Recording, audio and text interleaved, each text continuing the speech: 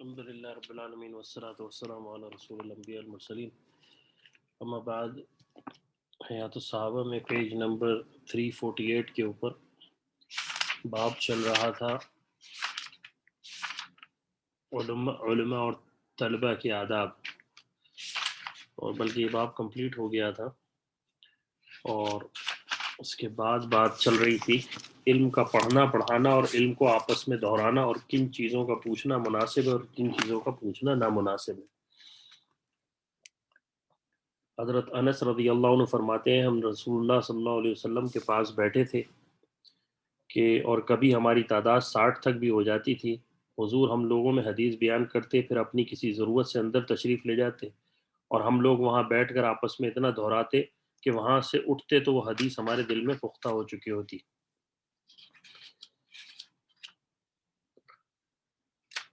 حضرت ابراہیم تیمی رحمہ اللہ علیہ کہتے ہیں کہ ایک دن عمر بن خطاب رضی اللہ عنہ تنہائی میں بیٹھے تھے اور اپنے دل میں کچھ سوچ رہے تھے، پھر آدمی بھیج کر حضرت ابن عباس رضی اللہ عنہما کو بلایا۔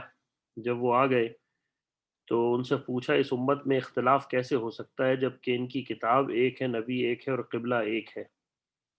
ابن عباس رضی اللہ عنہ نے کہا امیر المومنین ہم پر قرآن نازل ہوا، ہم نے اسے پڑھا اور ہمیں معلوم ہے کہ قرآن کی یہ آیت کس کس کے بارے میں نازل ہوئی، لیکن ہمارے بعد لوگ قرآن تو پڑھیں گے لیکن انہیں یہ معلوم نہیں ہوگا کہ یہ آیت کس بارے میں نازل ہوئی، یعنی ان کے حکم اور ان کے شارع نزول کا اور اس کا مقصد کا ان کو نہیں پتہ ہوگا۔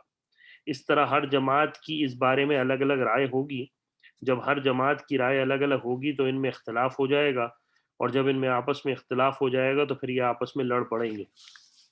یعنی اسی لیے اللہ کے رسول علیہ الصلوۃ والسلام نے فرمایا تھا تم میں وہ لوگ وہ جو میرے رستے پر ہوں گے اور میرے خلفاء کے رستے پر ہوں گے۔ پھر اس کے بعد یہ سن کر حضرت عمر رضی اللہ عنہ، یہ اہم حدیث ہے اس لیے میں دوبارہ پڑھ رہا ہوں، ابراہیم تیمی رحمہ اللہ علیہ کہتے ہیں ایک دن عمر بن خطاب تنہائی رضی اللہ عنہ تنہائی میں بیٹھے ہوئے تھے اور دل میں کچھ سوچ رہے تھے، پھر ایک آدمی نے آ کر ابن عباس رضی اللہ عنہما کو بلایا پھر ایک آدمی کو بھیج کر ابن عباس رضی اللہ عنہما کو بلایا۔ جب وہ آ گئے تو ان سے پوچھا کہ اس امت میں اختلاف کیسے ہو سکتا ہے جبکہ ان کی کتاب بھی ایک ہے، نبی بھی ایک ہے اور ان کا قبلہ بھی ایک ہے؟ ابن عباس رضی اللہ عنہ نے کہا امیر المومنین ہم پر قرآن نازل ہوا، ہم نے اسے پڑھا اور ہمیں معلوم ہے کہ قرآن کی یہ آیت کس بارے میں نازل ہوئی، لیکن ہمارے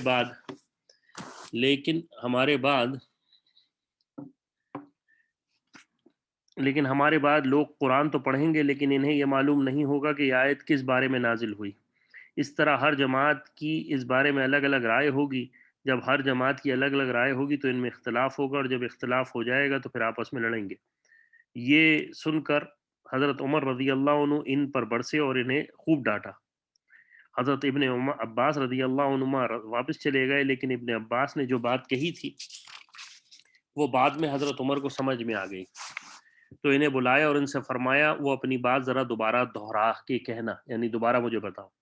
ابن عباس رضی اللہ عنہ فرماتے ہیں ایک مرتبہ، یہ سعید بن منصور اور بہقی کے اندر ہے یہ روایت، اس کے بعد ابن عباس رضی اللہ عنہ فرماتے ہیں ایک مرتبہ عمر بن خطاب نے فرمایا کہ آج رات میں نے ایک آیت قرآن کی پڑھی جس کی وجہ سے مجھے ساری رات نیند نہ آئی، اور وہ آیت ہے سورہ بقرہ کی 266، بھلا تم میں سے کسی کو یہ بات پسند ہے کہ اس کا ایک باغ ہو کھجور کا اور انگوروں کا، اور اس کے درخت نیچے نہریں چلتی ہوں، اور اس شخص کی یہاں اس باغ میں اور بھی ہر قسم کے مناسب میوے ہوں، اور اس شخص کا بڑھاپا آ گیا اور اس کے اہل و عیال بھی ہوں جن میں کمانے کی قوت نہیں، سو اس باغ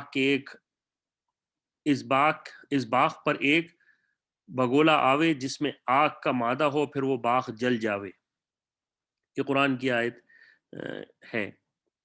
میں ساری رات، حضرت عمر کہتے ہیں میں ساری رات سوچتا رہا کہ اللہ تعالیٰ اس آیت میں کیا کہنا چاہتے ہیں، اس سے مراد کیا ہے۔ ایک آدمی نے کہا اللہ تعالیٰ زیادہ جانتے ہیں۔ حضرت عمر نے فرمایا یہ تو میں بھی جانتا ہوں کہ اللہ زیادہ جانتے ہیں، لیکن میں اس لیے پوچھ رہا ہوں کہ اگر آپ لوگوں میں سے کسی کو معلوم ہے یا اس نے اس بارے میں کچھ سن رکھا ہے تو مجھے بتائے۔ اور لوگ تو خاموش رہے، لیکن میں نے، یعنی عبداللہ ابن عباس رضی اللہ عنہ نے دھیمی آواز سے کچھ کہا۔ اس پر حضرت عمر رضی اللہ عنہ نے مجھ سے فرمایا کہو اے میرے بھتیجے، کہو اب آپ اپنے آپ کو اتنا کم درجے کا نہ سمجھو، میں نے کہا اس کی مثال سے مراد عمل ہے۔ انہوں نے فرمایا عمل مراد لینے سے کی کیا دلیل ہے؟ میں نے کہا دلیل تو کوئی نہیں، لیکن میرے دل میں یہ بات آئی جو میں نے کہہ دی۔ اس پر حضرت عمر رضی اللہ عنہ مجھے چھوڑ کر خود تفسیر کرنے لگے اور فرمایا اے میرے بھتیجے تم نے ٹھیک کہا، واقعی اس سے عمل ہی مراد ہے۔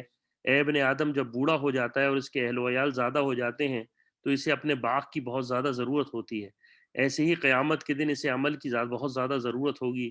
اے میرے بھتیجے تو نے بالکل ٹھیک کہا۔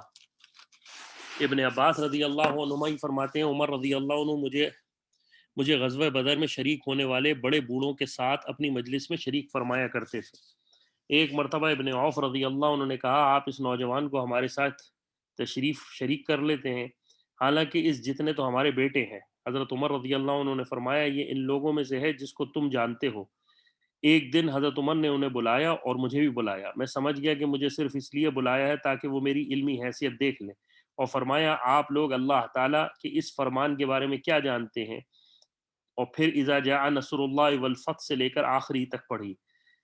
ترجمہ اے محمد رسول اللہ صلی اللہ علیہ وسلم جب خدا کی مدد آ پہنچی اور فتح مکہ کے آثار آ پہنچے یعنی واقع ہو جائے، اور آثار جو اس سے متفرق ہونے والے ہیں یہ ہیں کہ آپ لوگوں کو اللہ کے دین یعنی اسلام میں جوق در جوق داخل ہوتا ہوا دیکھیں گے، تو آپ اپنے رب کی تسبیح و تمہید کیجیے اور اس سے استغفار کی درخواست کیجیے، وہ تو بڑا توبہ کرنے قبول کرنے والا ہے۔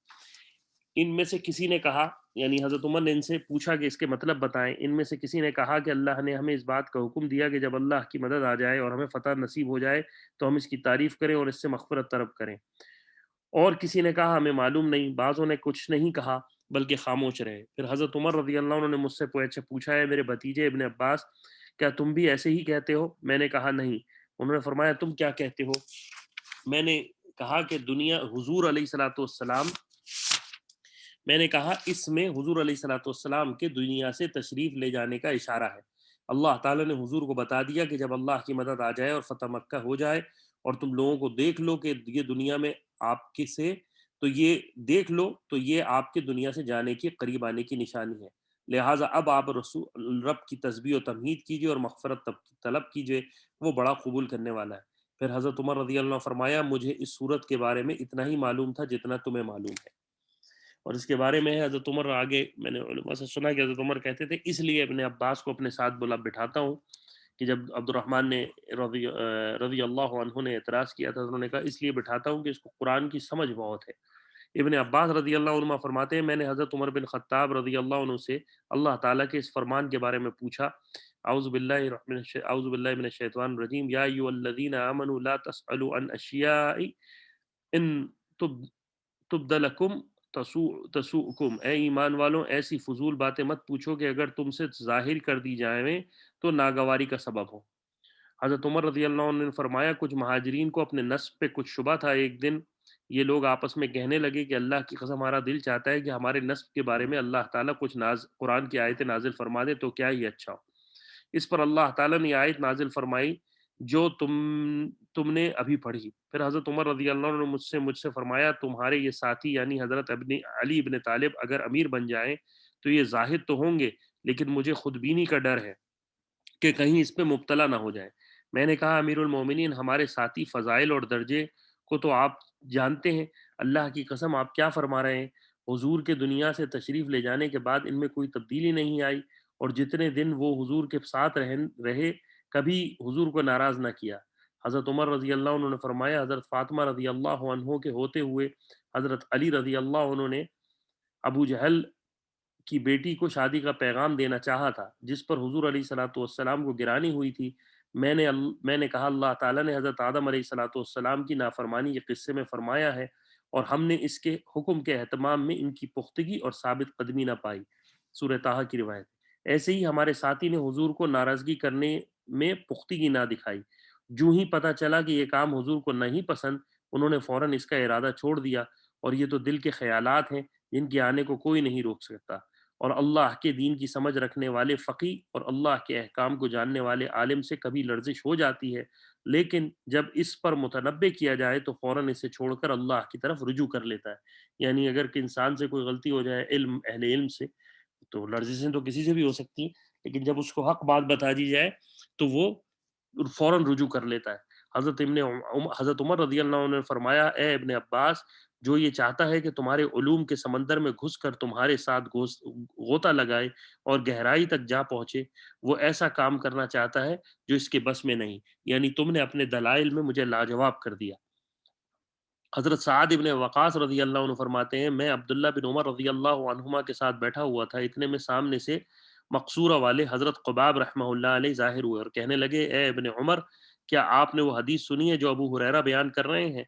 वो कह रहे हैं कि मैंने हुज़ूर को फरमाते सुना है कि जो घर से ही जनाज़ा साथ साथ चले और इसकी नमाज जनाजा पढ़े और फिर दफन तक इसके पीछे रहे, तो इसको 2 क़ीरात का अजर मिलेगा और 1 क़ीरात ओहद पहाड़ के बराबर है। और जो नमाज जनाजा पढ़कर वापस आ जाए, इसको ओहद के बराबर पहाड़ का अजर मिलेगा, यानी 1 क़ीरात का। इब्न उमर रज़ी अल्लाह अन्हु ने कहा, हज़रत क़ुबाब को हज़रत आयशा रज़ी अल्लाह अन्हुमा के पास भेजा। उनसे हज़रत अबू हुरैरा की इस हदीस के बारे में कहा कि उनसे अबू हुरैरा रज़ी अल्लाह अन्हु की हदीस के बारे में पूछो और जो वो जवाब दें आकर मुझे भी बताओ। फिर हज़रत इब्न उमर रज़ी अल्लाह अन्हु एक मुट्ठी मस्जिद की कंकरियाँ लेकर हाथ में उलट पलट करते रहे, यहाँ तक कि वो कासिद यानी हज़रत क़ुबा वापस आ गए और बताया कि अम्मा आयशा रज़ी अल्लाह अन्हु फरमा रही हैं कि अबू हुरैरा रज़ी अल्लाह अन्हु ने ठीक कहा है। तो हाथ में जो कंकरियाँ थी उन्हें हज़रत इब्न उमर रज़ी अल्लाह अन्हु ने ज़मीन पर फेंक कर कहा, तो फिर हमने अजर व सवाब के बहुत से क़ीरात खो दिए। यानी हमें पता नहीं था इस अजर का और हमने इतना बड़ा सवाब जाने दिया। मुस्लिम की रिवायत है। हाकिम की रिवायत में ये भी है कि इसके बाद अबू हुरैरा रज़ी अल्लाह अन्हु ने फरमाया कि हमें तो ना ज़मींदारी की मशगूली थी और ना बाज़ार के कारोबार और तिजारत, जिसकी वजह से हमें रसूलुल्लाह सल्लल्लाहु अलैहि वसल्लम को छोड़कर जाना पड़ता हो। यानी हमें तो जाना नहीं पड़ता था, मैं तो रसूलुल्लाह सल्लल्लाहु अलैहि वसल्लम के साथ होता था। मेरी चाहत तो बहुत इतनी थी कि हुज़ूर अलैहिस्सलातु वस्सलाम मुझे या तो कोई और बात सिखा दें या खाने का कोई लुक़मा खिला दें। इस पर इब्न उमर रज़ी अल्लाह अन्हु ने फरमाया, अबू हुरैरा, वाक़ई तुम ही सबसे ज़्यादा हुज़ूर को चिमटते रहते थे, इसी वजह से तुम हम सबसे ज़्यादा हुज़ूर की हदीसों को जानने वाले हो। हज़रत इब्न अब्बास रज़ी अल्लाहु अन्हुमा फरमाते हैं कि मैंने हुज़ूर अलैहिस्सलातु वस्सलाम के सहाबा से बेहतर कोई कौम नहीं देखी, यानी हुज़ूर के सहाबा से बेहतर कोई नहीं देखा। उन्होंने हुज़ूर की वफ़ात तक हुज़ूर अलैहिस्सलातु वस्सलाम से सिर्फ़ 13 मसले ही पूछे, जिनका कुरान में उन अल्फ़ाज़ के साथ ज़िक्र है कि सहाबा आपसे काबिल एहतराम महीने शराब, जुए, यतीमों और हैज़ और माल के गनीमत के बारे में पूछते हैं। यसअलूनका माज़ा युनफ़िक़ून, सहाबा आपसे पूछते हैं कि वो क्या खर्च करें और वो सिर्फ़ अपने फ़ायदे की ही बात पूछा करते हैं। इब्न अब्बास रज़ी अल्लाह उन्होंने ये भी फ़रमाया कि बैतुल्लाह का सबसे पहले फ़रिश्तों ने तवाफ़ किया था और हजर अस्वद और रुकन यमानी के दरमियान कई नबियों की कब्रें हैं। जब किसी नबी को कौम बहुत ज़्यादा तकलीफ़ें देने लगती, तो वो इन्हें छोड़कर बैतुल्लाह के पास आ जाता, फिर वफ़ात तक यहीं पर अल्लाह ताला की इबादत करता। तिबरानी की रिवायत है। और यही बात मैंने बिल्कुल कि रुकन यमानी से लेकर जो ज़िक्र है कि हजर अस्वद और रुकन यमानी से लेकर में कई कब्रों की खबरें, ये बात मैंने तफसीर के अंदर भी सुनी है मुफ्ती ज़रूरी साहब से। वो ये कहते थे कि जो कौम के लोग, क्योंकि हदीसों में है कि ऐसे भी अम्बिया होंगे जिनके 4 उम्मती 3 उम्मती होंगे, बाज़ ऐसे होंगे जिनके 2 उम्मती पीछे चलने वाले, बाज़ ऐसे होंगे जिनको 1 फॉलोअर होगा और बाज़ ऐसे होंगे जो होंगे ही नहीं कोई। तो वो अक्सर अम्बिया अलैहिस्सलातु वस्सलाम जब कौम उनकी नहीं बात सुनती थी और अल्लाह ताला की तरफ से उन पे अज़ाब उतर आता था, तो वो हरम में आ जाते थे और फिर वहीं पर वो अल्लाह ताला की हम्द व सना में लगते थे और फिर वहीं उनका इंसाल हो जाता था। तो वहाँ इसी बारे में है कि हजर अस्वद से लेकर रुकन यमानी के दरमियान कई अम्बिया की खबरें हैं। अब वो किस तरह हैं, कैसे हैं, अल्लाह बेहतर जानता है। अम्मा आयशा रज़ी अल्लाह अन्हा फरमाती हैं, अंसार की औरतें बहुत अच्छी हैं, दीनी मसले पूछने और दीन की समझ हासिल करने में उनको हया नहीं करती, यानी कोई चीज़ पूछनी हो तो हया नहीं करनी चाहिए। उम्मे सुलैम रज़ी अल्लाह अन्हा फरमाती हैं, मैंने हुज़ूर की अलैहिस्सलातु वस्सलाम की ज़ौज मोहतरमा हज़रत उम्मे सलमा रज़ी अल्लाह अन्हा की पड़ोसन थी। मैंने उनके घर जाकर अर्ज़ किया, या रसूल अल्लाह, ज़रा ये बताएँ कि जब कोई औरत ख्वाब में ये देखे कि इसके खाविंद ने इससे सोहबत की है, तो क्या इसे गुस्ल करना पड़ेगा? ये सुनकर हज़रत उम्मे सलमा रज़ी अल्लाह अन्हा ने कहा, ए उम्मे सुलैम, तुम्हारे हाथ खाक आलूद हों, तुमने अल्लाह के रसूल के सामने औरत को रुसवा किया। मैंने कहा, अल्लाह ताला हक बात बयान करते हैं। हक ह अल्लाह ताला अल्लाह मैंने कहा अल्लाह ताला हक बात बयान करने से हया नहीं करते। हमें जब किसी मसले में मुश्किल पेश आए तो इसे नबी करीम अलैहिस्सलातु वस्सलाम से पूछ लेना, इससे बेहतर है कि हम ऐसे अंधेरे में रहें। फिर हुजूर ने फरमाया, उम्मे सुलैम, तुम्हारे हाथ खाक आलूद हों, اگر ایسے کپڑے پر یا جسم پر پانی نظر آئے تو اسے غسل کرنا پڑے گا۔ حضرت ام سلمہ رضی اللہ عنہما نے کہا کہ کیا عورتوں کا بھی پانی ہوتا ہے؟ حضور نے فرمایا تو پھر بچہ ماں کے سے کیسے مشابہ ہوتا ہے؟ یہ عورتیں مزاج اور طبیعت میں مردوں جیسی ہیں۔ احمد کی روایت ہے۔ حضرت سعد رضی اللہ عنہ فرماتے ہیں حضور علیہ الصلوۃ والسلام کوئی بات اشارہ فرماتے تھے تو بعض لوگ ایک دوسرے سے اس بارے میں بہت زیادہ سوالات کرتے اور پھر حضور علیہ الصلوۃ والسلام سے پوچھنے لگ جاتے۔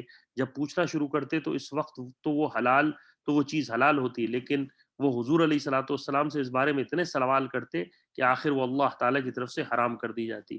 حضرت جابر رضی اللہ عنہ فرماتے ہیں لعان کی آیتیں زیادہ سوالات کرنے کی وجہ سے نازل ہوئیں۔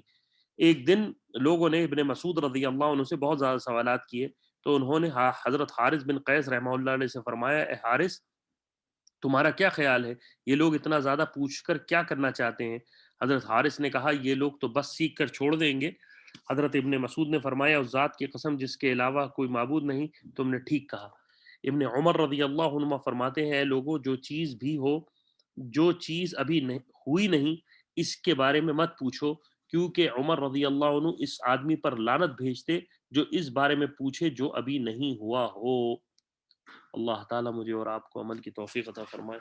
اللہ تعالیٰ ہمیں خاتمہ ایمان پر فرمائے، علماء سے صحیح مسائل کو سیکھنے کی توفیق عطا فرمائے اور صحابہ رضی اللہ عنہ سے صحیح محبت نصیب فرمائے۔ رسول اللہ صلی اللہ علیہ وسلم اور آپ علیہ الصلوۃ والسلام کی آل پر کروڑوں اربوں رحمتیں ہوں اور آپ کے صحابہ پر کروڑوں اربوں رحمتیں ہوں۔ وصلی اللہ تعالیٰ علی خیر خلقہ محمد وعلی آلہ وصحبہ اجمعین برحمتک یا ارحم الراحمین۔